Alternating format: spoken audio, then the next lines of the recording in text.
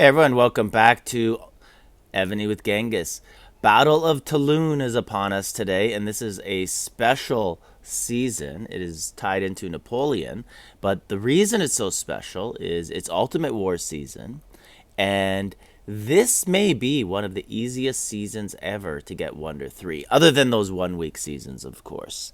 Now, the reason I'm saying that is so number one, there's new continents. There's 6 new continents. So almost the same amount of players, but that's 20% more Wonder 3s are going to be given out.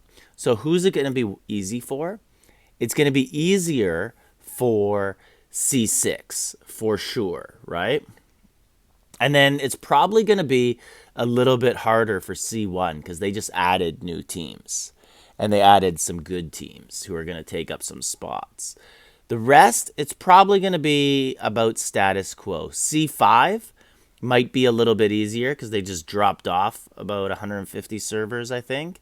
But C2, 3, 4, probably going to be about the same, I would think. Now, one other thing that's actually really interesting about this season is it's going to be the first season where you only get 60% of the points for the Battle of Chalons qualifying if you lose. If you lose, is it in here in the rules? I'm not sure if it's in here in the rules, but in the last BOC, the All-Star qualifying, they announced that losing team only gets 60% of their points towards qualification. And that's what has been happening in Battle of Guatemala and Battle of Constantinople in the past month since All-Stars. I know we had a guy going for top 100 in BOG. He ended up getting it, but he was super lucky because we lost a week, and it was actually week 1. That's how we knew it was happening. So he only ended up with 24,000 instead of 40,000 because he got 60% because we lost. And there's no buildings in BOG, so it was pure PvP points.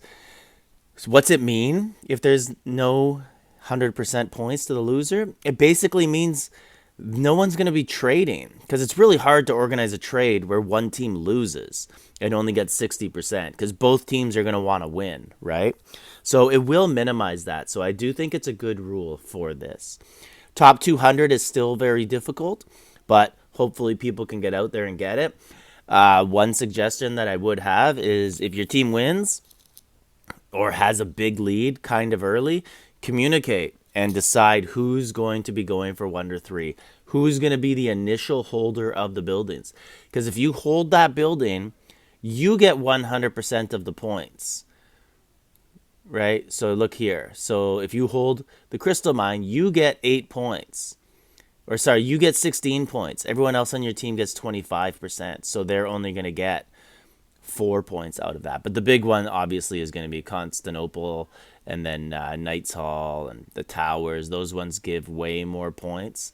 But anyways, get out there, do your best, try and get Wonder 3. It's truly a very difficult thing to achieve and something that you really, really have to work towards, using heals, using the heal buffs on the mines with your team properly. So anyways, good luck today. Good luck in SVS. Like, subscribe.